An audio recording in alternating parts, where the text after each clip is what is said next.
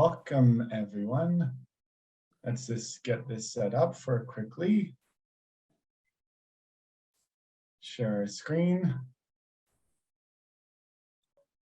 And here we go. So welcome, everyone, to the A4S International Case Competition, the 2023 North American Info Session about scaling up solutions to tackling the nature crisis.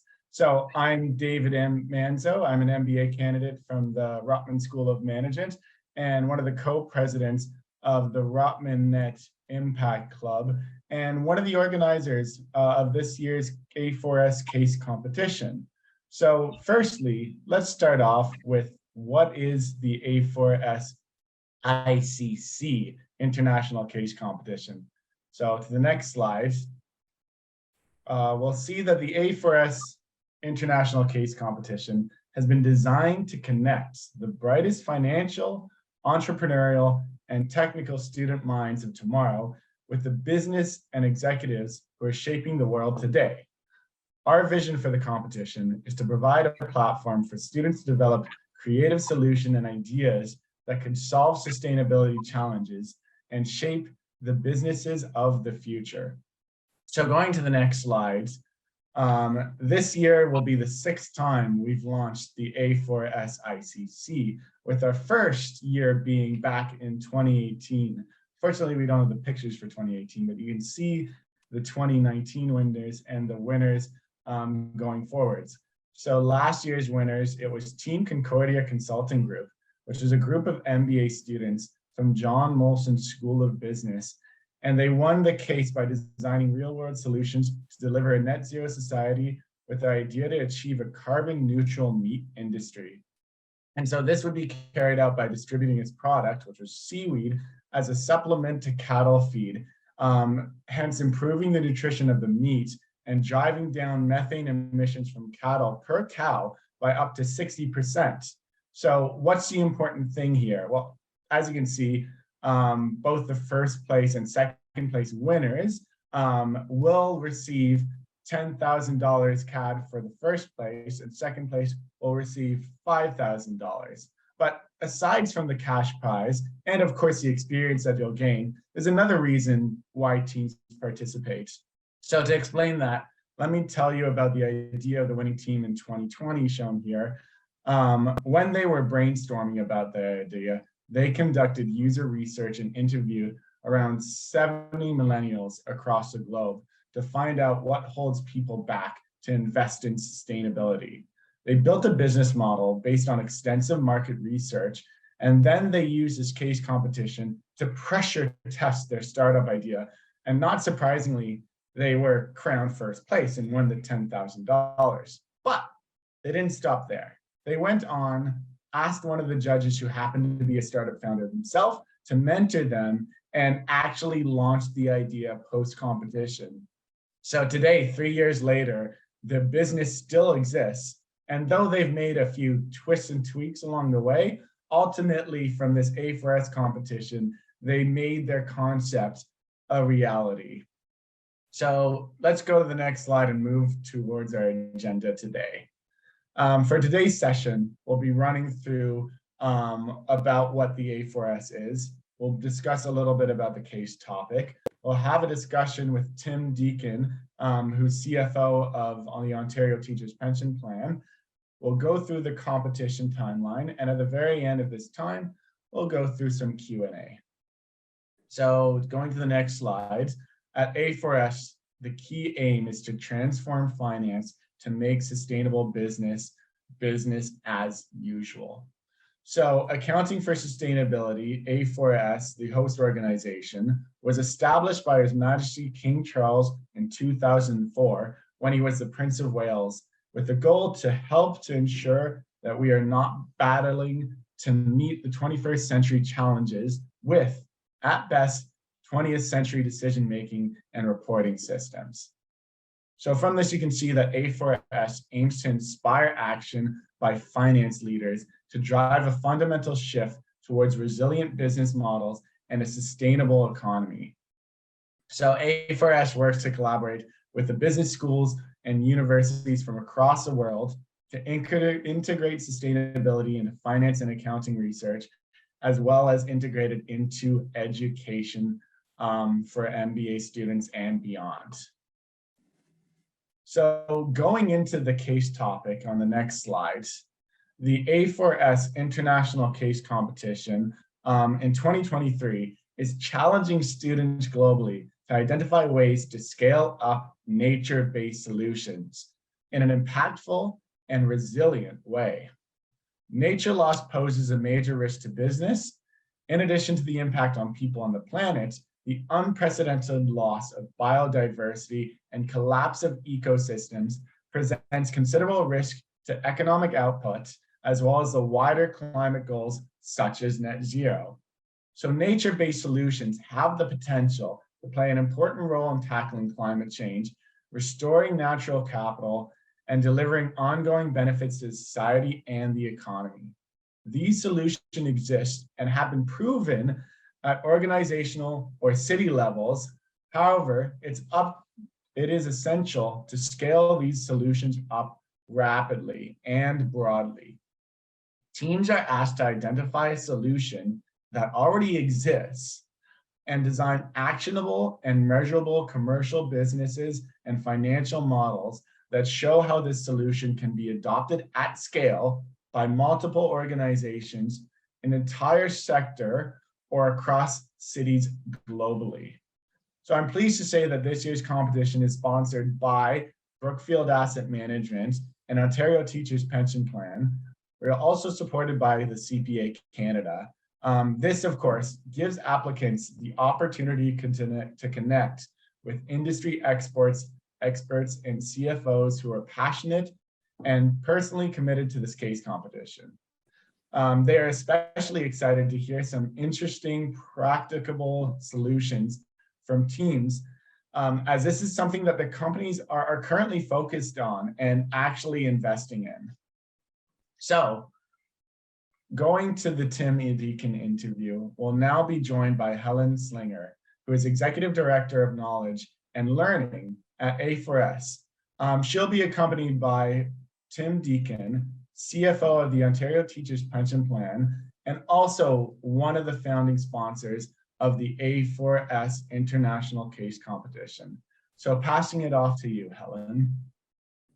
Thank you very much, David. And great to have you here, Tim. Thank you very much for joining us. So just a few questions for you, Tim, just to help our audience understand what this is all about. So OTPP manage a diversified portfolio of natural resource investments.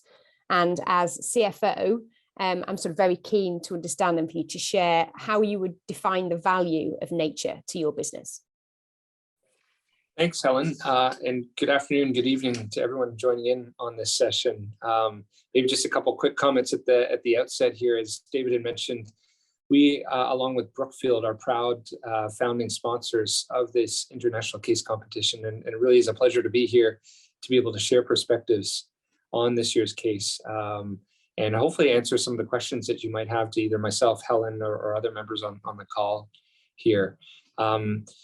You're right, Helen, as you remarked, we are large investors in natural resources, and maybe just even more broadly, just to give broader context, as a pension plan, our purpose is really singular in nature, is to support the active and retired teachers of the province of Ontario here in Canada.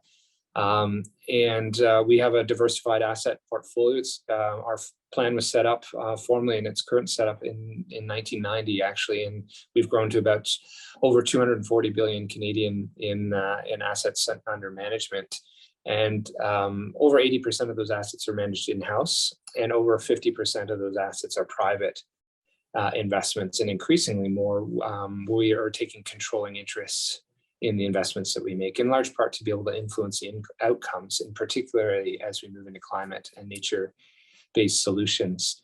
And so it's that sort of backdrop that we sort of tackle this topic, and it's a passionate one for us, and why it's such a pleasure to be here and participating in this event. On the natural resources side, so our portfolio is about 10 billion. Over 2 billion is invested in forestry related investments. So these are predominantly pine, forests across North America, New Zealand, Australia, and then over just shy of 2 billion in food agricultural. So that's a full range from apple orchards and almonds and dates and avocados and fisheries and cranberries and farmlands and hazelnuts. And then even on the infrastructure side, we have large investments in hydroelectric distribution, water utilities, et cetera. So nature is really permeated throughout our portfolio. The value of nature is clearly critical to those businesses. They are nature. And in fact, the yield, from a timber farm or agricultural investment drives the revenue and thus drives the financial return for those investments. So obviously doing this in a smart, eco-friendly way that builds resilience and sustainability is critical to the survival of those investments.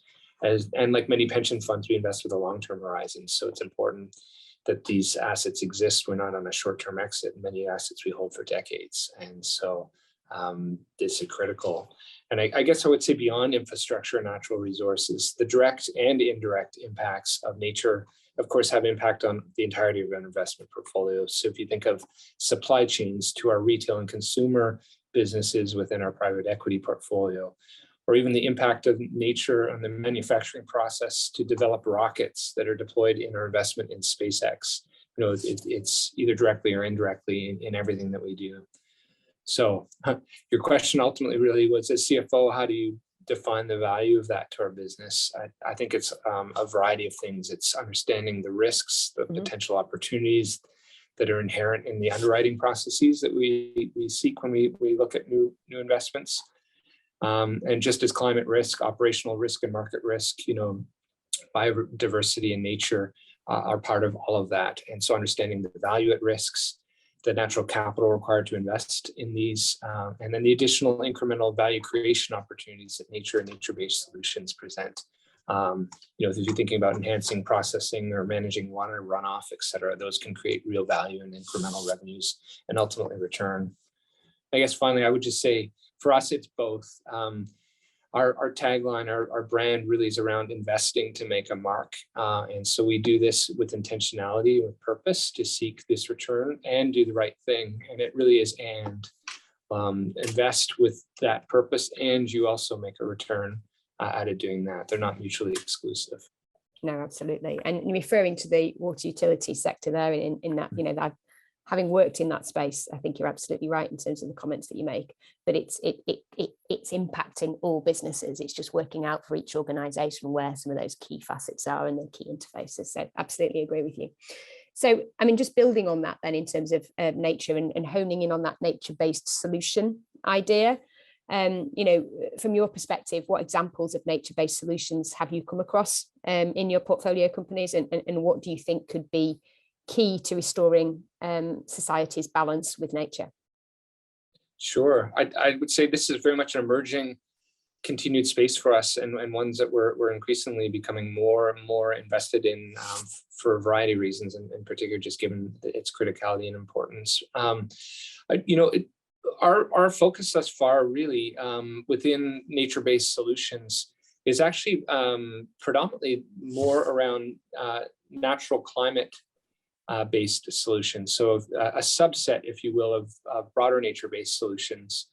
And that's not to say that we're not interested in broader nature-based solutions. It's just we found more traction in track record thus far in looking at those solutions that are specifically focused around addressing climate. And that's in large part because of our climate commitments. We like many have made net zero commitments to be net zero by 2050. And then within our portfolio, we set aggressive interim targets to be 2/3 of the way there by 2030. Mm-hmm. So we really want to get at this and front end it in an accelerated way to learn through the transition.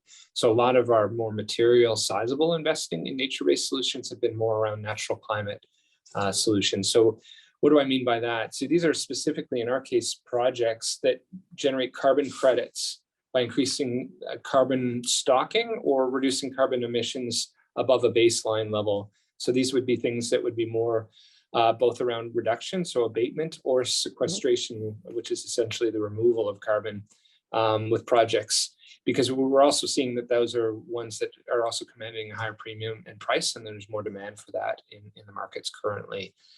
So these are solutions that our investment portfolio companies are pursuing that can then turn themselves into credits that people can purchase as their own offsets. I should add, in our pursuit currently to hit net zero, as an organization, we have not elected to make use and purchase carbon credits ourselves. So we're seeking to do this by investing in technologies to accelerate carbon transition. Right. But nonetheless, we see a huge role and importance of carbon credits and carbon offsets. So these are solutions that generate a credit that others can then purchase. And so maybe two specific examples that come to mind. One is an investment that we've made fairly recently in an organization called Perimeter. And this is a joint venture that we set up with Perimeter, which is a Canadian-based forestry company, with a mandate that really is to acquire, develop, and operate forest lands for the purpose of generating these carbon offsets in exchange for implementing what they call improved forest management practices. So what these things are predominantly carbon sequestration or carbon storage through a variety of forest management practices that taking the large timber stocks that they have, and in lieu of cutting them down to yield or for harvest, to make them available for use for carbon storage. Right now, the market tends to value these types of properties predominantly for their forest wood yield as opposed to their carbon benefits. So we see some dislocation in the pricing, at least in the short term for right now. So not only is this good for the environment, but that also generates return. Another example similarly, but a little bit more broader, is an organization called GreenColor. Mm-hmm. And GreenColor is a leading developer of environmental credits in Australia. And so they have activities in carbon, but also water quality, biodiversity, plastics. And the company acts as a project developer and a credit marketer for landowners. So effectively, they pursue sustainable agricultural practices to then generate carbon offsets. And the Australian market's been particularly interesting just because of some really strong governmental support through their clean energy regulator. The carbon farming industry has really been backstopped by long-term carbon abatement contracts, et cetera. So there's really becoming more of a mature market around supporting these types of endeavors, and there's been a lot of success in doing that thus far. So those are a few examples, but we're really excited about the space. And as I said, we're still somewhat in early innings, and particularly really keen to explore broader nature-based solutions beyond the climate. Fantastic, some good examples in there, thank you. So, I mean, working as CFO and working in financial services, that financial world, can often feel quite far removed from the natural world. And indeed, the financial markets just haven't got to grips with this properly yet. So, even when there is a direct connection, it's still hard. And it's often viewed as a means to an end or a drain on resources in terms of prioritizing nature. So, what do you believe finance teams could be doing to understand the value of nature and the potential for nature-based solutions during their business planning and then their operationalization of that? Sure.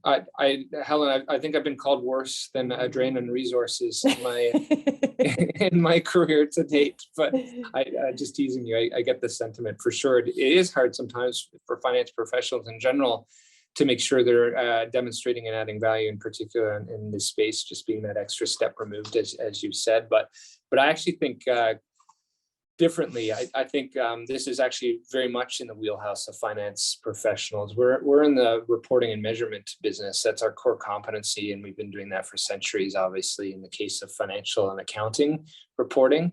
And so if you think about forward-looking information, what are the biggest value drivers or destroyers? Things like impact, social, climate, ESG, et cetera, that very much is front and center and the future. And so I think it's a fascinating and exciting time to be in this space in any facet, but in particular for finance professionals, because there's a real opportunity to really understand these risks, opportunities, benefits, and really lean into the measurement and reporting our core competencies and skills.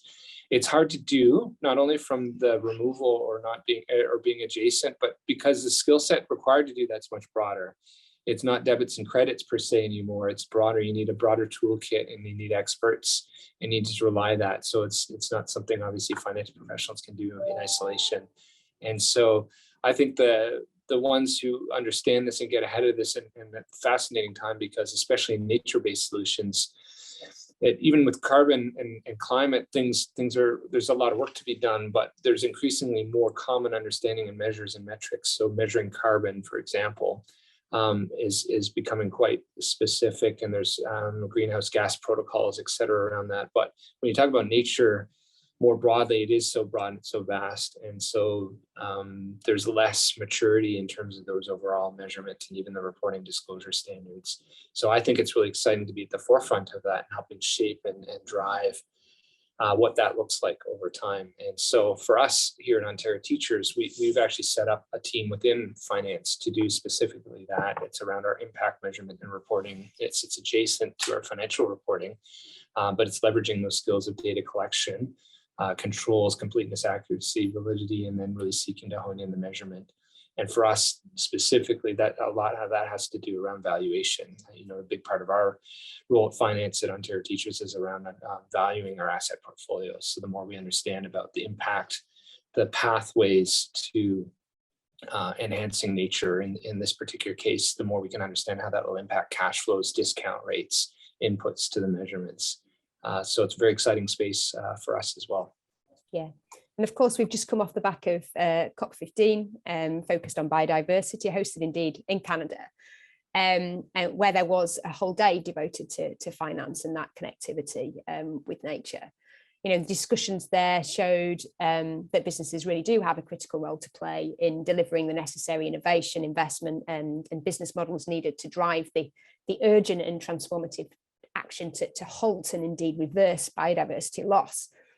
So, what do these outcomes from COP15 mean for OTPP? What would you like to see from the entrants to the competition that might support you and other organisations that are looking to address these challenges and capitalise on the opportunities going forward? Yeah, great. Many accounts from what I've gathered, COP15 really has been viewed as a significant step forward in elevating the importance of nature, both in terms of addressing climate change as its critical goal in its own right, but also broader to nature. And that this new global biodiversity framework, this GBF platform that came out of COP15, setting that bold headline target of ensuring 30% of our land and water areas are conserved by 2030, or the 30 by 30. We like to shorten things down as an objective. Is quite bold. And then the call to action and the commitment around the developed countries to agree to mobilize $30 billion for developing countries in this regard by 2030 is a clear goal and provides obviously a ton of investment opportunities in this space. So really exciting to see that kind of call to action, coming off the back of the climate side of the COP26 and the really step up in number of net zero commitments making off of that. I think this is starting to get a good platform, as I said, and momentum around broader commitments to biodiversity and climate change together. For us, we like many are still obviously processing the implications of the agreement and the broader implications. But I think for us, we're excited, obviously, just given that commitment and momentum built around that, and the clear signaling of the investment that needs to be required, because that is our business in investing around that. So this is really entirely consistent with that. And I think, as I said earlier, for us, it's also exciting to move beyond the climate aspects of it, although critically important, but into the broader areas and how that fits within our broader portfolio and the opportunities.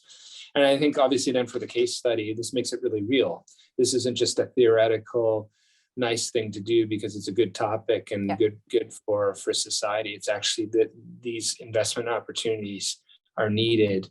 And not only is this a competition, obviously there's a financial reward and prize to that too, but I think this hopefully should incent submissions to really think about the business viability of that, because you have there's capital that needs to be deployed into these spaces. So not only is there this prize here, but there's also the business and the venture opportunities that could also bring in as well. So right. They were just adding to the purse here, Helen, in terms of at COP15, in terms of the opportunity set for the competitors. Yeah, absolutely. I mean, and on that, have you got any final thoughts or pearls of wisdom or inspiration for our entrants that are listening today? Sure. Well, I can try. I guess maybe as I said at the outset, just thrilled to be part of this. A large part of this opportunity for Brookfield and ourselves is really just to have a chance to learn ourselves alongside with you. We're all students in this space, right? No one's got this all figured out just yet. So enhancing biodiversity, developing and investing in nature-based solutions are critical to our business. And so the topic couldn't be more relevant. And,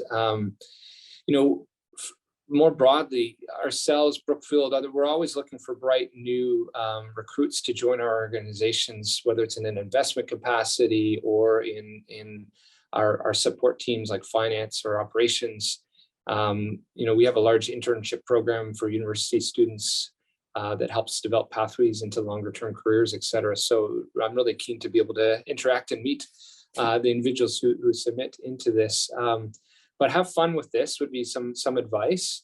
Really lean in and embrace. If there's questions from the audience here, be happy to share in terms of what judges look for in terms of the submissions, et cetera. But this is a real opportunity where it's needed, and there's capital behind this in addition to the prize. So have fun with it, be creative, think bold, and really looking forward to seeing the submissions.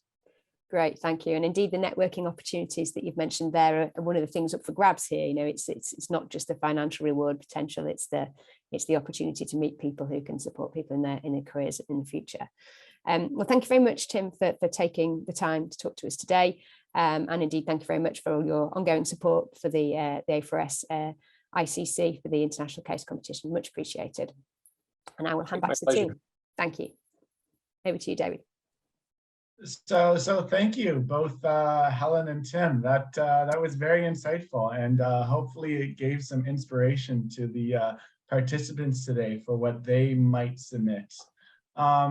In terms of the Q&A, I see that there's one in the chat, and that looks like it's for Tim, but we'll save more substantial Q&A for the very end of this. And thank you for putting back on the PowerPoint. So I thought it was very interesting, Tim, how you shared how OTPP is currently investing into actual nature-based solutions and how it integrates a portfolio of these solutions into a broader existing portfolio.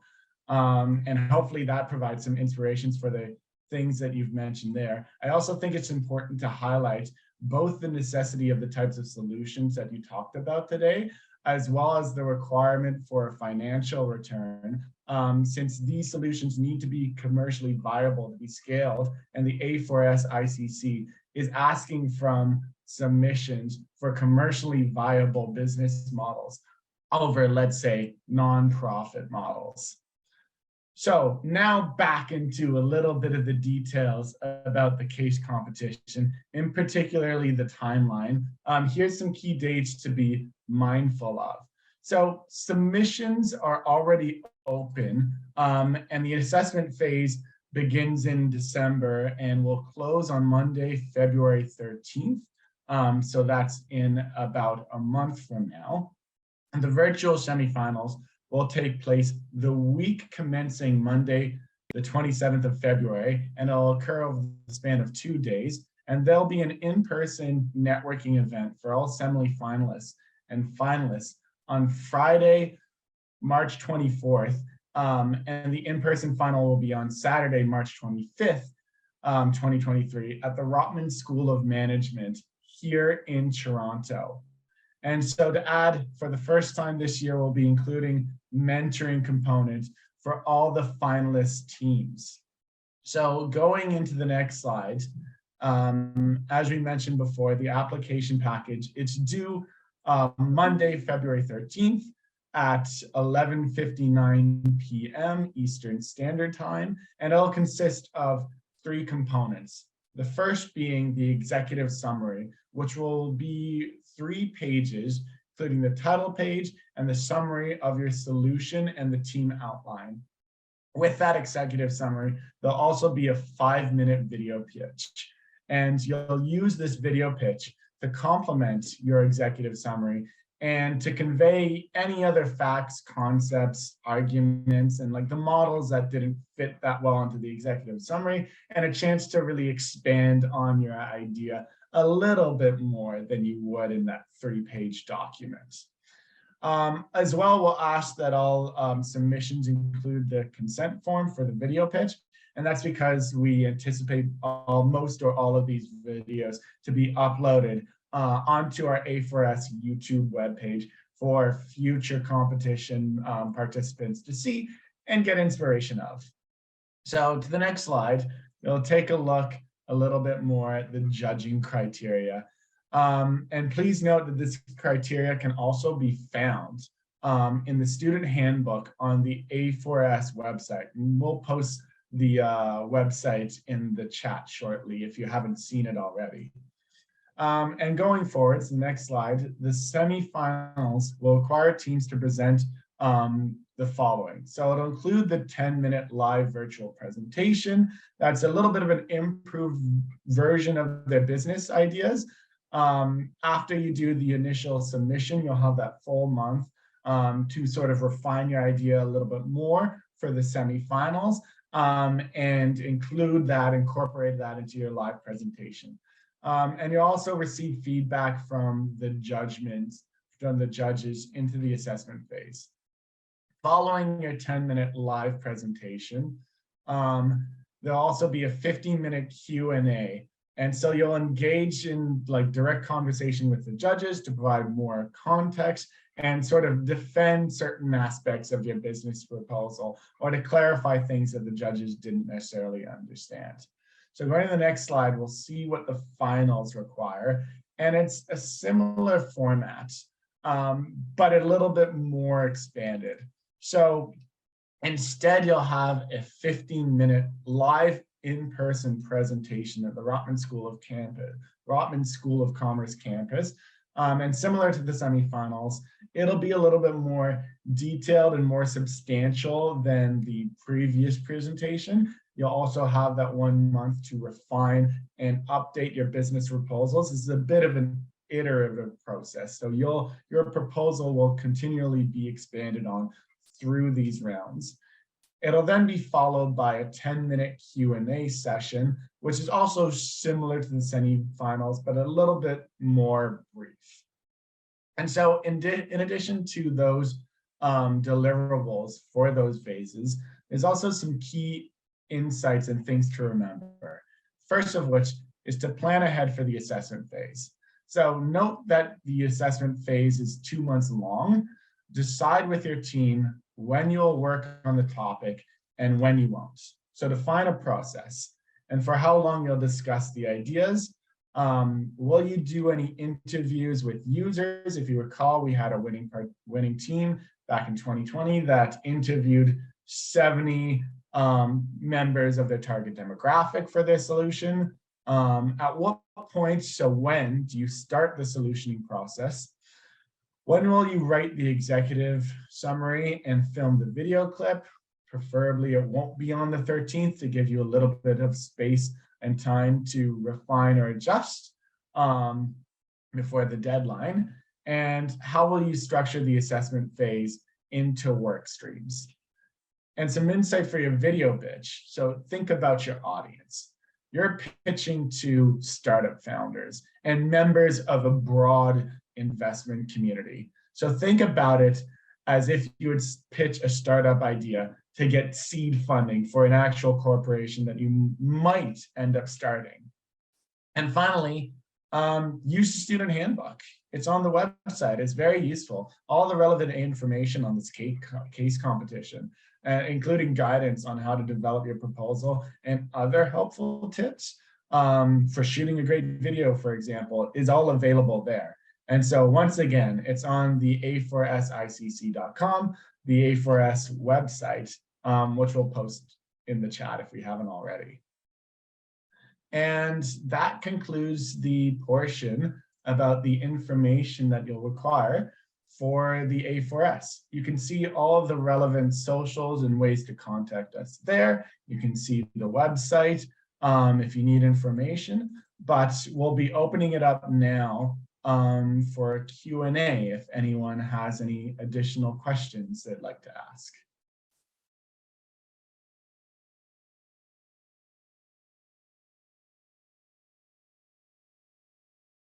So I'll answer the anonymous question about common mistakes. I see that there's another one from Hermione about the ROI of different projects, which I think might be more relevant for Tim to answer if you don't mind. But I can answer this one first about the common mistakes that teams have made in the past with their business plan. So one of the big mistakes that we've seen in the past is that teams haven't really provided like a financial return. They've treated this as more of like a nonprofit, where these are commercial solutions. So you should be able to create a business potentially, which some people have, after this. What we've seen in the past is that there have been a lot of sort of app developments based off of these case competitions. Like we want something actionable and solutionable that might be a little bit more substantial than, let's say, an app to raise awareness or something like that. So like an actual commercial business plan.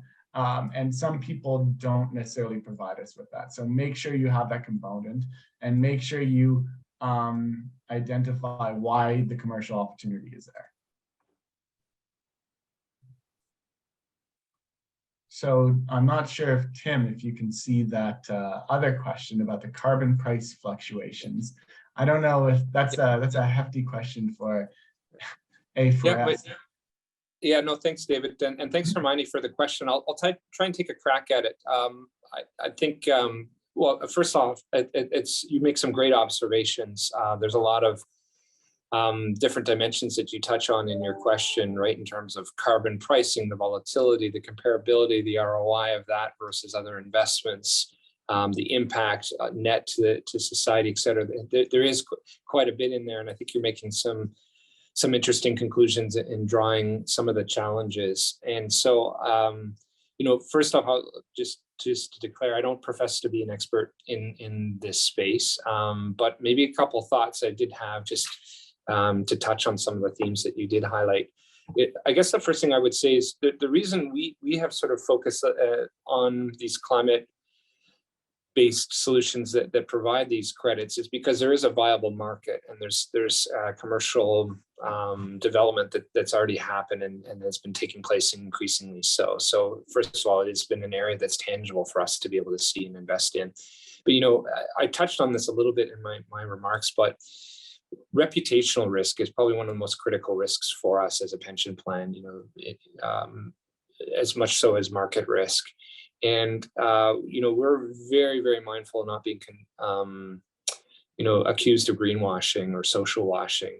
And so that's in part why we ourselves haven't sought to necessarily seek to purchase carbon offsets ourselves. But in the case of these natural climate-based solutions, the ones that I spoke about, what's really critical there is that to be able to generate these carbon credits that we have, that they're first of all real and measurable, that we can isolate them and they're tangible, that they're unique and traceable, so that we can really isolate what is the incremental efforts, the forestry management practices that I spoke about in the case of perimeter, et cetera, that they're permanent, that there is permanent clear reduction or removables that are not in carbon in this case, that's not reversible.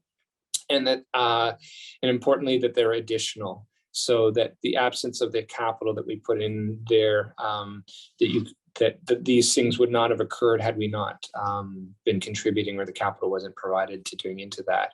So I think those are important because it actually does say that it does have an actual impact. I think your last comment in your question that there is clear measurable. Otherwise, we wouldn't and couldn't seek to do that. And we actually seek third-party evaluations in certifying these things. And then from a broader market, there is impact. These natural climate-based solutions, again, one of the reasons we like them are they're an important source of the carbon abatement rule. I think we were projecting that 30 to 40% of total projected offsets in this space are going to come from these types of projects.